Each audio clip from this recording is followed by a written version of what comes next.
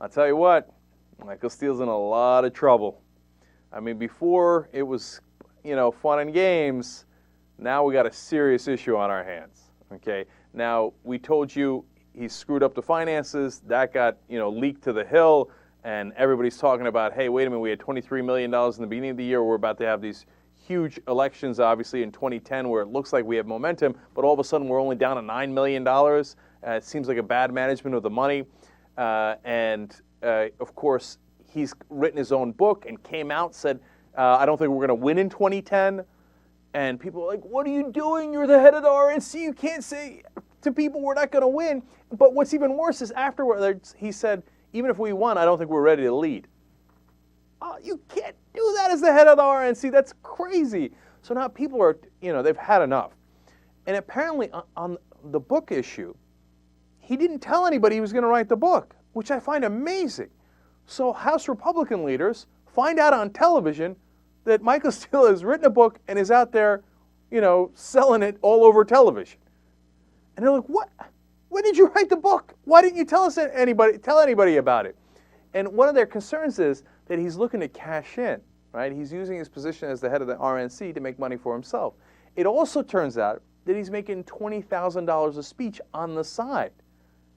And that's not cool either. I mean, these are all things that are not normal. So then they ask him about it, and he says, now we got a clip on it, but let me give you a quick quote here. He says, shut up or fire me. Well, you know what? You just might get your wish, Michael. I want to get to that in a second, right? But then the reaction is interesting. So he was about to go on ABC to do an interview, and all of a sudden he had a special RNC meeting, emergency meeting, that he got pulled into, canceled the ABC interview. Be careful what you wish for, Michael. You just might get it. For the first time, I think he's really teetering on the edge. He's playing with fire here. All right, so now let's show you the clip where he started the fire. Let's watch. You've got some Republicans in the Washington Times this morning saying no money under Steele. And I tell them to get a life. That's old Washington. It's the old ways, and I don't represent that, and it kills them. There's some within the party who are still mad that I'm chairman. There's some outside the party who are so trapped in Washington they couldn't see beyond their nose. They have no idea what's going on in America. They have no idea how the political ground has moved beneath their feet. They're stuck in a time that doesn't exist anymore.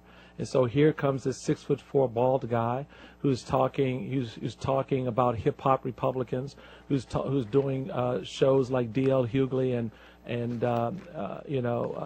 offbeat environments where Republicans never go, having conversations in town hall forums at Howard University in Harlem, engaging with Republicans, whether they're log cabin Republicans or God forbid, moderate Republicans, and talking about how we need them to be a part of our expansion and our growth. And they hate it. And it's sad. And it's why we've lost in the past. And I'm telling them, I'm looking them in the eye and saying, I've had enough of it. If you don't want me in the job, fire me. But until then, shut up. Get with the program or get out of the way.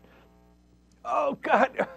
This guy, oh, man. He's standing in front of a train going, yeah, come on, get out of the way. What's sick there, law? Okay. I mean, they're going to come for you, Michael. They're coming for you now. I've always liked Michael Steele. Didn't I tell you this? Every time he does something clownish, I love this guy. Love him. Seriously, dude. When he said, this is all speculation, obviously. I don't know what he was thinking. But it was a perfect opportunity for him to say, they see the 6'4" bald guy. I know, what does that have to do with Who anything? talks about hip-hop Republicans, goes to Howard University to speak, goes on D.L. Hughley. Gee, I wonder what he's referencing. He's a 6'4" bald guy. Because, the Republicans have always been anti-bald. Now, look, let's keep it real. He's playing the race card, okay? And he's got some backup on it, okay? Out of nowhere, who's that coming out with a 2x4? Newt Gingrich? Newt Gingrich steps into the ring and slams the RNC in the back of the head to help Michael Steele. What's going on here? So first, Gingrich says, I'm a fan of Steele's. I think he's learning, he's smart, and he will be an important part of where we're going. First of all, that sounds so condescending, but he's trying to help him. Okay. He's learning. I mean, he's smart. Okay, anyway, that's all right, that's all right. And he says the party should, quote, relax and focus on winning elections and not on inside-the-party cannibalism. But here comes the race card. Gingrich says, Michael Steele makes a number of old-time Republicans very nervous. He comes out of a different background. He went to seminary. He's African-American. But I think he's pretty close to what we need. He's different, he's gutsy, and he's going to make a number of Republicans mad. Wow. I told you can't with a 2x4. And so basically smacking the rest of the guys at the RNC saying you guys are being racist. That's tough politics, man. And I don't know if Newt knows what he's doing here. And I don't know that he's got a lot of credibility. Remember, the right-wingers think Newt's soft now, that he's too much of a left-winger. Remember, he supported the Republican candidate, which is unacceptable apparently, in New York, Skazavova, and she was considered too moderate, and they took her down. So he's making curious choice here in teaming up with Steele, but he's got his back, and maybe Steele survives a little longer because of Newt, but that train is a-coming, okay?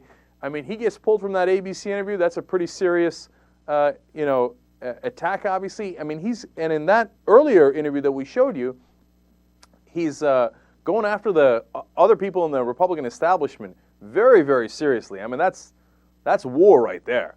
So who doesn't enjoy this Republican war within themselves? Oh, come on, go for it. Come on, somebody else join in. Come on, somebody else join Steele. The other people join on the other side. We're having fun. You got popcorn, JR? Put some butter on it, layered butter. Okay, let's have some fun.